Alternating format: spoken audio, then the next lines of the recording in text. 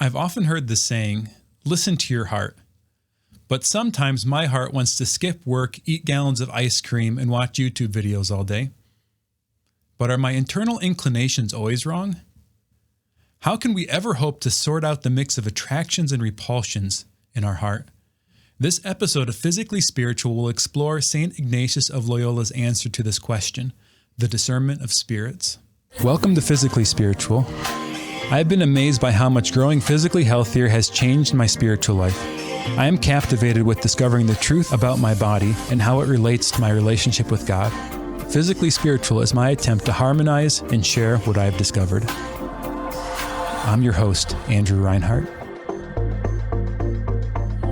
If you want to support everything we do at AWAKEN Catholic, all of the shows and the production and technology that goes into this great work, consider becoming a member of the AWAKEN Nation. The AWAKEN Nation is a community of patrons that for as little as the cost of a cup of coffee a week, support this mission financially. Go to awakencatholic.org/donate to become a member of the nation. And with that donation, you'll also receive access to some bonus content that supplements everything else that's published here for free. If you want to get the best experience of all the shows from AWAKEN Catholic, consider getting the AWAKEN app. The AWAKEN app also includes discussion boards that go along with the shows, an alternative to social media, access to your premium content if you're a member of the nation, prayers and music, and much more. Go to the awakenapp.io or search for the AWAKEN app on the Google Play or Apple iTunes Store. Also, we are partners with Hallow. Hallow is a Catholic meditation app to help you find peace and grow in your spiritual journey. The Hallow app includes lessons on how to pray, guides on guided meditations that come out daily, sleep stories, and much more with the premium subscription. If you want to get a free trial of that subscription, go to hallow.app/awaken to sign up with our partner link. And also, a great way to support everything we do here at AWAKEN Catholic is just to like, comment on the shows, to follow, and hit that bell notification on YouTube. And all that activity helps more people find all the content published here on AWAKEN Catholic.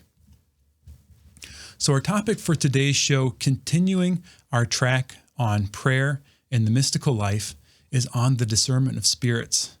This idea of the discernment of spirits has a rich tradition in the Catholic Church going all the way back to the Scriptures. In the first letter of St. John, chapter 4 begins, "Beloved, do not trust every spirit, but test the spirits to see whether they belong to God, because many false prophets have gone out into the world." Right. So this passage is guiding us against discerning false teachers. But the core of this, St. John is proposing, is a discernment of spirits. A couple reasons for that. One, those false teachers who are going out into the world may be thinking that they're teaching the truth, right? They've maybe not done a thorough enough job discerning the spirits in their own life with the way they've come to their insights and the way that they have been approaching their teaching. But also in our own hearts, we need to test the spirits. What's going on inside of us? What we're thinking, what we're feeling, and what are the sources of those thoughts and feelings? Where are they coming from? In Catechism, paragraph 1952 says, "Man participates in the wisdom and goodness of the Creator who gives him mastery over his acts and the ability to govern himself with a view to the true and the good. The natural law expresses the original moral sense which enables man to discern by reason the good and the evil, the truth and the lie." Right? So we have this natural capacity by reason to determine the good and the evil, the truth from the lie on a natural level, meaning things that we're discovering through our experience of the world around us, things that we discover from nature.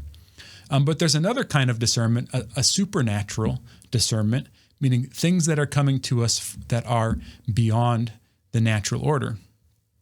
So Catechism paragraph 2847 says, "The Holy Spirit makes us discern between trials, which are necessary for the growth of the inner man in temptation, which leads to sin and death. We must also discern between being tempted and consenting to temptation. Finally, discernment unmasks the lie of temptation, whose object appears to be good, a delight to the eyes, and desirable, when in reality its fruit is death. So there's also this supernatural discernment that is a gift of grace that the Lord needs to guide, to inspire us. It's important that we don't have a natural faculty to know things that are higher than our nature. Meaning if an angel appears to me or interacts with me on some level, oftentimes things that are higher than me interact in a subtle way, meaning on the level of thought. There's an image proposed to my imagination, or maybe a word that comes into my mind, or an attraction that I experience. So a lot of times these movements inside of me, if it comes from a supernatural source, I don't have a natural capacity to know whether that's a good angel, meaning from the Lord, or if it's from an evil angel, a demon, one that's fallen away from the Lord. So I think it's actually one of the lies that we can fall into, that we have a natural capacity to tell the difference. And people sometimes think that they can tell the difference by their feeling, that we have this sort of innate sixth sense or this radar to tell the difference. And that's not actually a thought within the church's tradition, that a being higher than me can deceive me and can deceive my senses. So it's important that when we're going through this discernment process, that we're reliant on the grace of the Holy Spirit, and we need to proceed through certain rules that we can determine through reason. St. Ignatius of Loyola, who had a powerful conversion at the end of the 15th century, and then his ministry into the beginning of the 16th century in Spain, and then later in France and Italy, and he was the founder of the Jesuits. He wrote down, based on his conversion experience and his prayer life, a guide called the Spiritual Exercises. And in a sense, what the spiritual exercises were his attempt to sort of package and communicate and share his conversion experience through a retreat, either a 30-day retreat that was done at a monastery or in isolation, or an at-home style of retreat done in day-to-day life.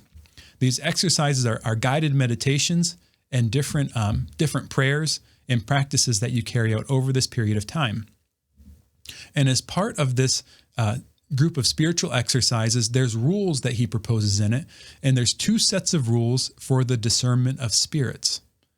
The first set of rules for the discernment of spirits is sort of the foundational set, the broader set that's for the first week of this, which if you're thinking in the broader spiritual context, I've been taught that this is really for people who are in the purgative way, people who are early on in the spiritual life, where the second set of rules are more subtle and are really for a more advanced stage in the spiritual life, or for the second or third week of the retreat.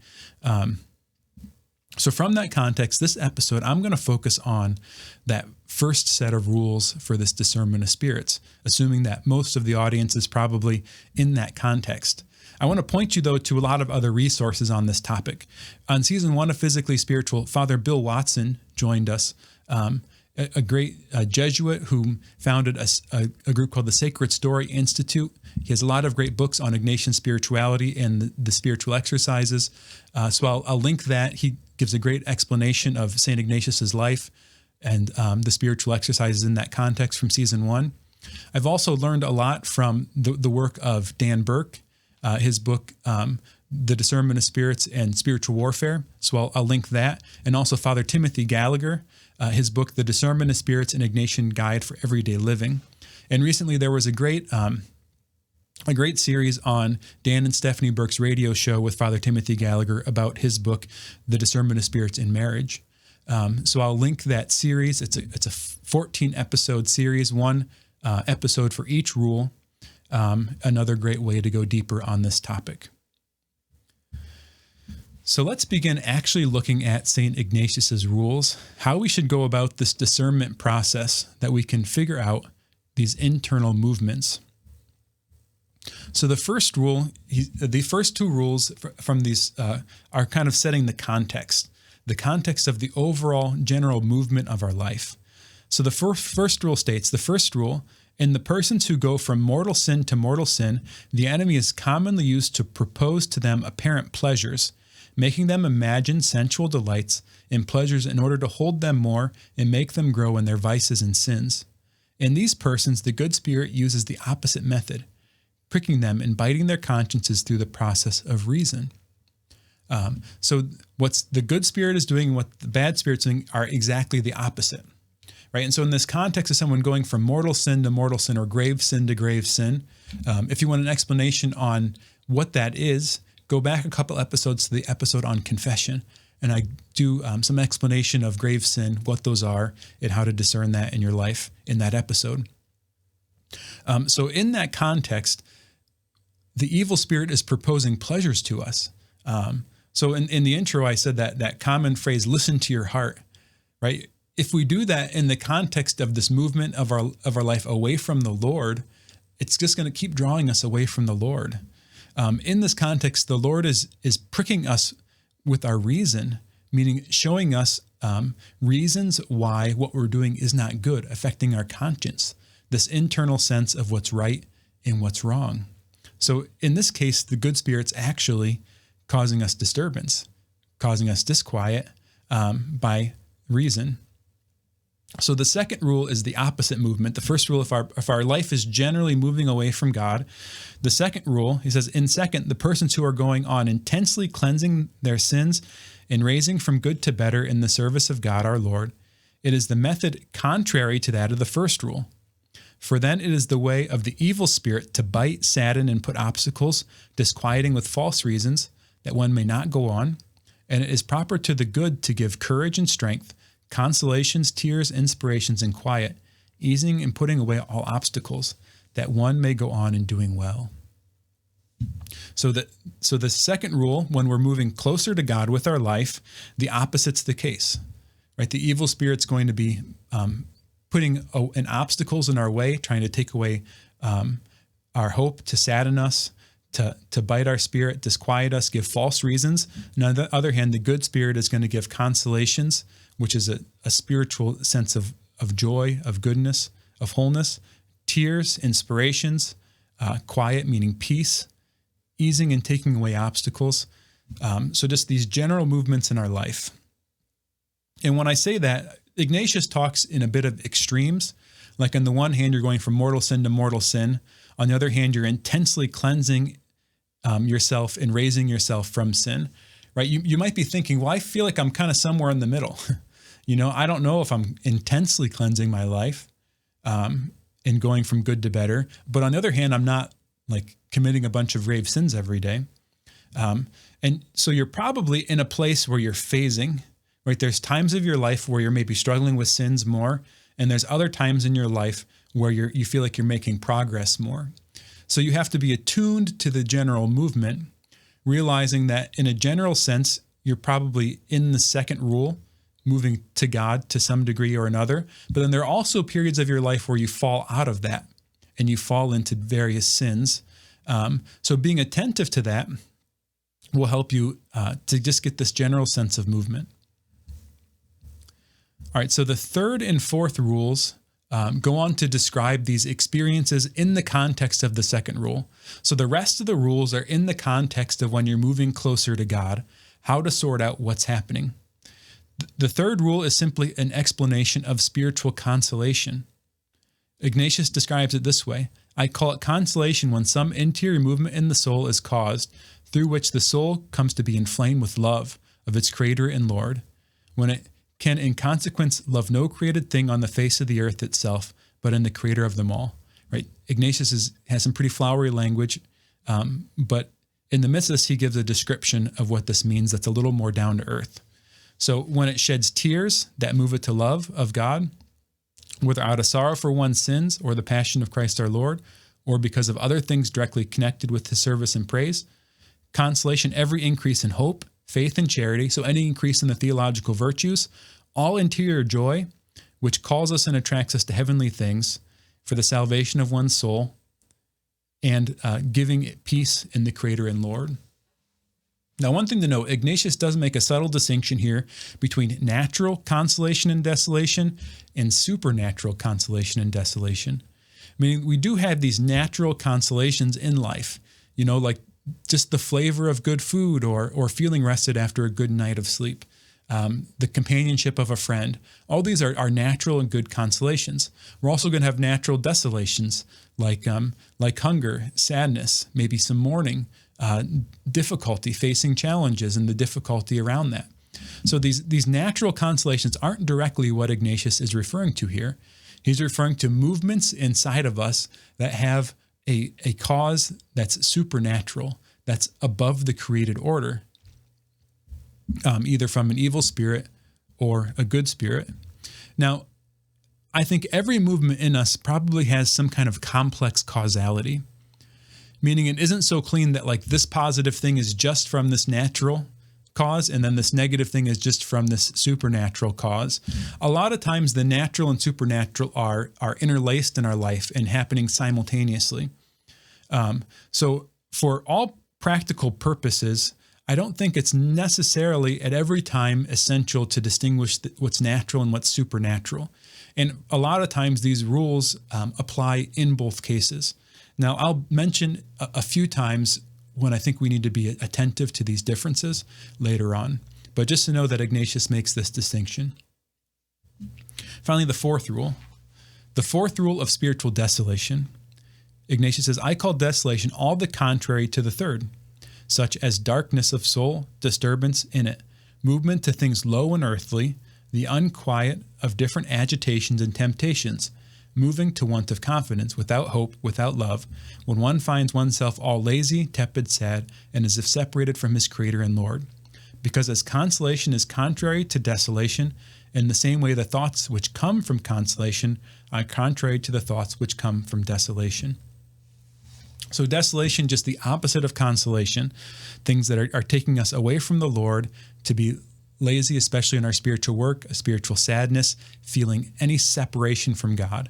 Think when you turn to prayer or something's going on in your life and you feel like God isn't there, right? This is what he's talking about. So this is in the overall context of the first and second rule. You're in a life that's generally moving toward the Lord, the overall tide of your life. So in the context of this, you're going to experience these two movements, spiritual consolation and desolation. The good spirit using the consolation to draw you, the evil spirit using desolation to draw you away from the Lord. So just to make a state, these exercises are available for free online, and I'll link in the show notes the version that I'm using. There are a lot of different translations of St. Ignatius's exercises, which were originally written in Spanish, an old version of Spanish. So I'm going to link, and I'm using the free version that you can all have access to for free. But then there's a lot of other good translations that I would recommend if you ever want to make the exercises. So I'll also link some of those translations in the show notes.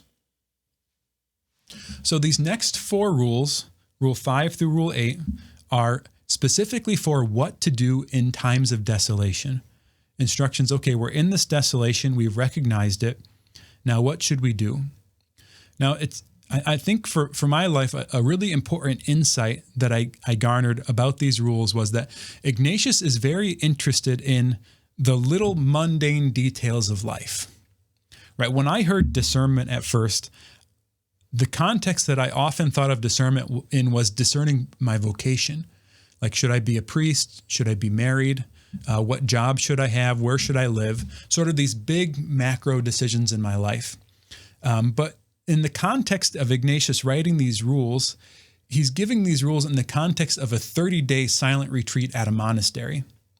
So while this overall retreat was for the purpose of figuring out whether or not to join the Society of Jesus or to make some big decision in your life, the application of these rules were in the mundane details of trying to pray a lot in a monastery.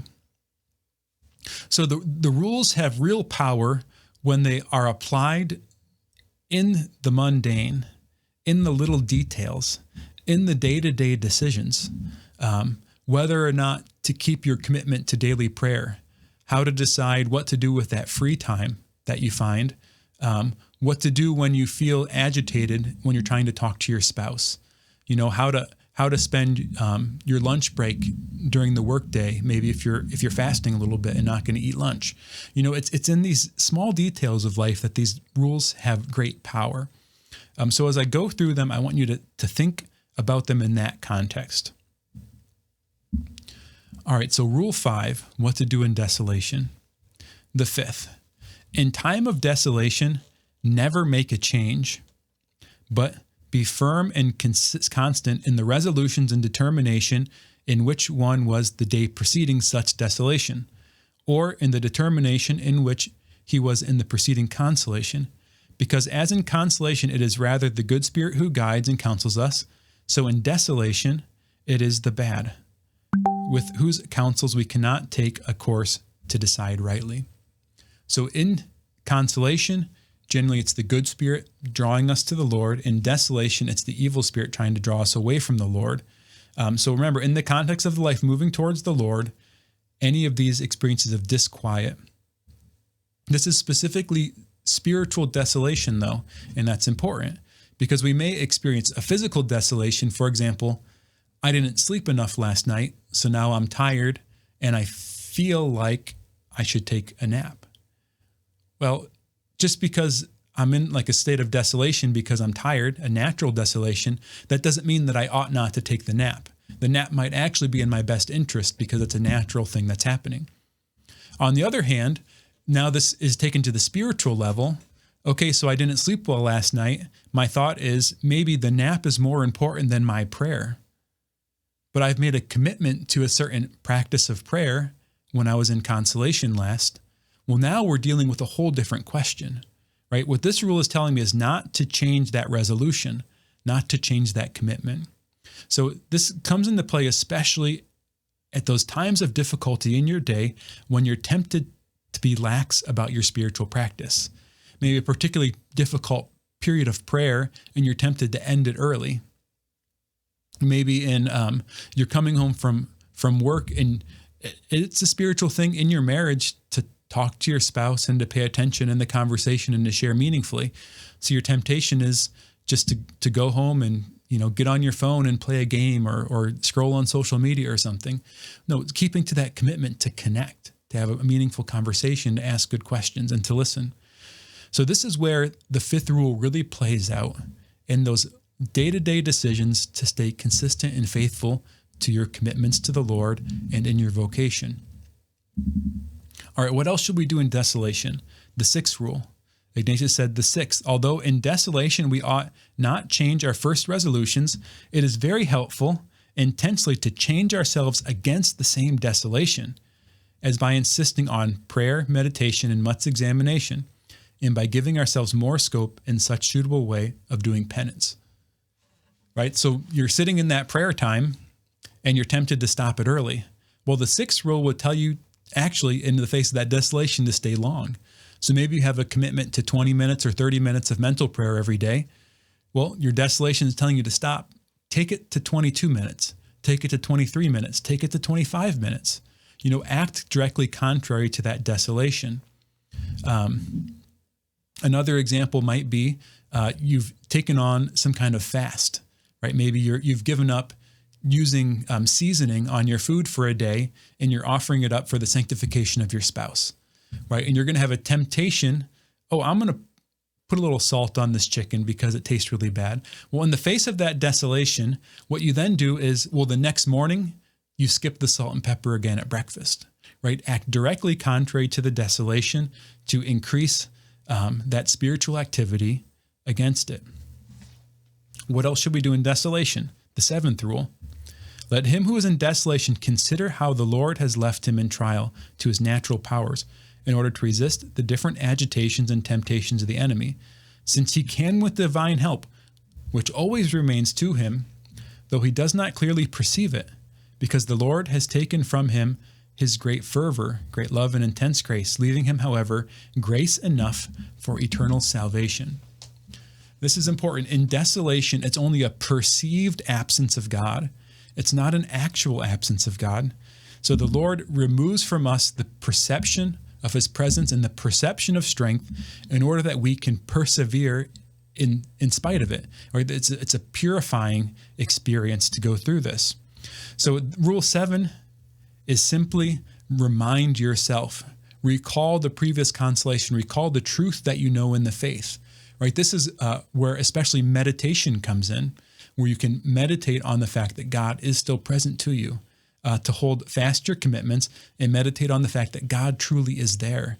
But the seventh rule is primarily a mindset rule, to call to mind God's promise and the persevere in the midst of that promise. All right, our final directive in desolation, the eighth rule. Let him who is in desolation labor to be in patience, which is contrary to the vexations which come to him, and let him think that he will soon be consoled, employing against the desolation the devices, as is said in the sixth rule. So be patient. Be patient. The desolation is going to start pushing you to make changes, right? To make these changes, and in the midst of that, to not trust that the Lord has working a great work in you, right? It's going to sound something like this, like you need to take control of the situation. Something isn't right. You need to change this way that you're trying to pray, right? It's not working. You need to learn a new way to pray. It could be something like this, that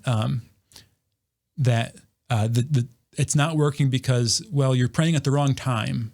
So now you have to try to pray at lunchtime. So you skip your morning prayer, and then what happens at lunch is, well, you have another desolation. Oh, I'll pray after work. And then you get home from work and stuff's going on around your house, and then I'll pray before bed. And then before you know it, you're in bed and you didn't pray that day, right? It's really a temptation to take things into our own hand to fix the situation. We need to labor in patience, applying rules 5, 6, and 7, and all the tools therein. So this is what we do in desolation, right? Don't make a change to our resolutions, to spiritual practice especially. Work directly against the desolation to augment our spiritual practices in a contrary way. To call to mind that God is still there and the grace is sufficient. And then 8 is to be patient. All right, rule 9 is I think a linchpin rule, and it's essential for understanding what's happening. So the 9th rule explains why we find ourselves in desolation. What are the reasons for desolation? He says there are 3 principal reasons we find ourselves in desolation. The first, because our being tepid, lazy, or negligent in our spiritual exercises, and so through our faults, spiritual consolation withdraws from us.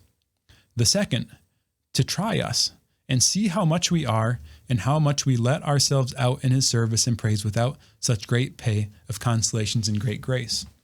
And then the third, to give us true acquaintance and knowledge, that we may interiorly feel that it is not ours to get or keep great devotion, intense love, tears, and any other spiritual consolation, but that all is the gift and grace of God our Lord, and that we may not build a nest in a thing not ours, raising our intellect into some pride or vainglory, attributing to us devotion, or the other things of spiritual consolation. So 3 rules why this happens. The first is our own fault, right? Some laziness, some tepidness, meaning you've started to cut corners a little bit. You haven't stuck to your commitment. And in the midst of that, it's not in your best interest for the consolation to remain, right? The Lord removes that presence so we understand the consequences of what we're happening. In a sense, it's like a yellow light. It's a warning sign that we need to get back on track. So that desolation then pulls us back with rule 5 and 6 to get back on track and to redouble our spiritual efforts. The second reason here is that we realize what we are without the Lord, right? So it's a test in a sense. It's in the midst of that struggle that our motivations are purified, right? We could just be seeking consolation because we want to feel good. Consolation feels good. We're not seeking the consolations of God. We're seeking the God of consolation. So we need to make sure we're always directing our heart to the Lord and not to what the Lord will do for us. And then the third reason is true self-knowledge, to understand that we don't cause the consolation by my superior meditation method or how great I am or how deserving I am of it. But consolation is always a free gift of the Lord. Now, it's important to make an extra distinction here. There are other reasons we can have negative spiritual experiences other than desolation. The first is just as a result of sin, right? None of these three reasons for desolation is because we've sinned. If we've sinned, we're now in rule one. Rule one territory is the Lord is going to make us feel bad by biting our conscience, giving us reasons against the sin, right? So in rule one territory, right, there could be a perceived absence of God as a result of our sin, and that's different than desolation, right? You're out of rule two at that point. On the other hand, people have an experience called dark nights. Right? What's explained as a dark night is different than what Ignatius is describing here as desolation. A dark night was famously described by St. John of the Cross, and episode 24 of season 2 of Physically Spiritual will be about the dark nights. So we'll have some deeper teaching on this later in the season. But an important distinction here is that in the dark night, it's sometimes called contemplative aridity. And it's an intense period of purification that is in a transition between the purgative way and the illuminative way. We talked about these different ages of the spiritual life in a previous episode that I'll link in the show notes. So this contemplative aridity, a couple things to note in the distinction is that the contemplative aridity is there, and there's a consistent practice of virtue that's gone along with it. So you've practiced this virtue, even what seemingly might be a heroic level of virtue, for a long period of time, and there's a consistent practice in prayer, right? So it's definitely not the desolation under the first rule, where the desolation is as a result of the person's laziness or tepidness or failure to follow through with their commitments. But in the midst of this contemplative aridity, there's also a loss of attraction to the things of the world. Sometimes this first period of contemplative aridity is called the dark night of the senses. And so in that, there's a loss of sense of pleasure in the things of the world, where the exact opposite's the case in desolation. In desolation, you're going to experience an augmented attraction to the things of the world. Now, all this being said, there should also be a distinction between these spiritual experiences and a physiological experience like depression. They can sometimes, I think, possibly even express themselves simultaneously. So all this to being said that this is a different spiritual experience, these dark nights, than what Ignatius is describing here in the desolation. And also the instructions on what ought to be done in each period are a little different. Right? The core of getting to the dark night is perseverance, persevering through it. So it's not necessarily applying Rule 7, which is resisting it, right? Acting contrary to it. In the case of a dark night, it's a matter of submitting to the work of the Lord of purifying us. Where in the case of desolation, it's a matter of resisting and upping our spiritual disciplines in response to it. Now, regardless of whether it's a darkness as a result of sin, a darkness as a result of desolation, or darkness as a result of the dark night, there are some commonalities in practice across all of them, right? God's the answer to all of them. So giving your whole life to the Lord is the key. Humility and true self-knowledge is the key in every case. And then perseverance in prayer and in our commitments to the Lord. So these are a common foundation of what we should do in each case. And in episode 24, we'll go deeper into the dark nights and discerning the dark nights. All right, Rule 10 and 11 go through what to do in spiritual consolation, what we should do when everything seems like it's going great. The 10th rule says, the 10th, let him who is in consolation think how he will be in desolation, which will come after, taking new strength from then. So plan for what to do in desolation while you're in consolation. In a sense, Rule 10 goes with Rule 5. So in Rule 5, don't change your commitments. Rule 10 is in consolation, make your commitments.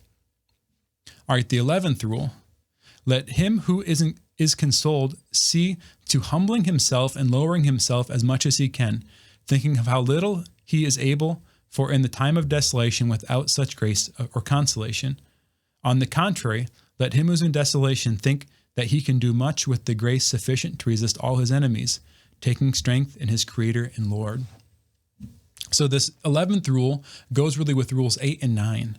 right? So when we're in consolation, we need to humble ourselves, realize that it's from the Lord. And in a sense, then the reasons for desolation in Rule 9 won't come into play. Because if we're not following Rule 11, then it's not in our best interest for the consolation to continue. And on the other hand, we need to call to mind that grace is sufficient, right? This is practicing Rule 8 here in Rule 11. So what to do in consolation? Make a plan for when the desolation will come back, because it will come back. And Rule 11 is to humble ourselves and realize that the consolation is of the Lord and not from us. All right, so that's a quick run through of the basis of this rule for discernment of spirit. Rule 12, 13, and 14 are specific applications in the context of these rules. So I'm going to touch on those 3 rules at the end, and then the bonus content on this episode. If you're a member of the AWAKEN Nation, you get access to that bonus content. We'll go deeper into Rule 12, 13, and 14. But there's a deep, intimate connection between this practice of the discernment of spirits and another practice that Ignatius is a proponent of called the Examen prayer, the Examen. The next episode on mysticism, on prayer, and physically spiritual, which should be episode 21, will be on the Examen prayer. So we'll go to this in depth. But you might be thinking something like, how on earth am I ever going to remember all this? And how on earth am I ever going to have the peace of mind, the mindfulness to be able to notice that this is happening in me? Like, so much of my day is on autopilot, right? I'm just going from thing to thing, and I'm not necessarily taking the time to pause and notice these movements. So pausing and noticing is essential to being able to follow these rules for the discernment of spirits. Especially in the original context, it was for a 30-day silent retreat, right? A real good context for noticing what's happening when you don't have to work, you don't have to cook your food or do anything. You're just, really your job is to pray and to seek the Lord. But in day-to-day life, this is difficult, right? You have families, jobs, commitments, and duties, chores, and everything else that draws our attention away from what's going on inside of us. So we need to learn how to make space to discern. We need to live a discerning lifestyle, a lifestyle where we have pauses. And I would propose that the foundation of this discerning lifestyle is the Examen prayer, is a period of time every day when we pause and notice God's presence in our life, both noticing the positive stuff with gratitude, and then also noticing the negative stuff with repentance. But by doing this Examen, we're building our discernment muscle, our capacity to notice God's presence, and then in the contrary, to be able to notice when something's contrary to the Lord working in us. And then we can add in different periods of pausing and noticing. While we might have a longer period, 5, 10, 15, 20 minutes of the Examen prayer, maybe in the morning or at the end of the day, we can then integrate shorter moments of noticing our current state and build the habit of practicing the presence of God, of continually calling to mind that God is present to us. And then on the other hand, continually noticing what's happening in us, that when a movement of desolation happens, that we develop like an antenna that goes up, and we're able to then act contrary to it. If we're not living this discerning life, we're just awash in it. We're just awash in it. One of the sayings that Dan Burke uses that I love is, not every voice in your head is your own, so you shouldn't listen to all of them. Right? If we're not discerning, we're literally just listening to all of them. We probably think every movement in us is us. Right? Listen to your heart. Just do whatever feels good, whatever feels right. Be authentic to yourself. Be true to yourself. We throw around these sayings, but we don't stop and realize that we're in the midst of a spiritual battle. So this means that these evil spirits really, as Ignatius calls, are the enemy of our human nature, therefore our destruction. So we need to turn and live this discerning life. All right, really quick on these last 3 rules, these practical tips for what to do. Rule 12 is simply to fight the beginnings. To fight the beginnings. I had a confessor once who used this expression that if if you have a tent and there's a camel that wants to get into your tent, you have to hit its nose when it sticks its nose in the tent. And the idea was once the camel gets its body in the tent, you can't push it out anymore. It's too big. And this is what we have to do with desolation too. The moment it's there, we have to resist it and fight it. Fight the beginnings, and then it will flee. If we let it settle in, then it'll be too much for us. The 13th rule is we can't be alone with the desolation. We need to put light on it. The enemy works in hiding and relies on secret. So in the 13th rule, we have to expose our heart to others and share the desolation, and then it will lose its power over us. Then finally, the 14th rule is the enemy is working against the particular parts of you that are weak. I mean, the enemy is trying to attack the point in you where they're most confident that you will fall. So being aware of this, then you could have a particular attention to that area of your life and noticing the Spirit's movements toward or away from whatever that struggle is. All right, so this is a quick introduction to these Discernment of Spirits. I would encourage you to go deeper in the resources, that great radio series with Father Gallagher and Dan and Stephanie Burke, the books, and then also the text itself of Ignatius, which will be in the show notes. So go deeper with these rules, live the discerning life. Don't be a victim of these internal movements, but give your whole heart to the Lord, who is the Lord of consolation. This show and all media on AWAKEN Catholic is made possible by the AWAKEN Nation and the Hallow app. The AWAKEN Nation is a community of people like you who support all things AWAKEN for as cheap as a cup of coffee a week and get access to exclusive content. Learn more by visiting awakencatholic.org/donate. Hallow is the only audio-guided Catholic prayer app focused on contemplative prayer and traditional Catholic meditation such as Lectio Divina, Daily Examen, and the Rosary. We here at AWAKEN all use Hallow every day and love it. To learn more or give it a try, visit hallow.app/awaken.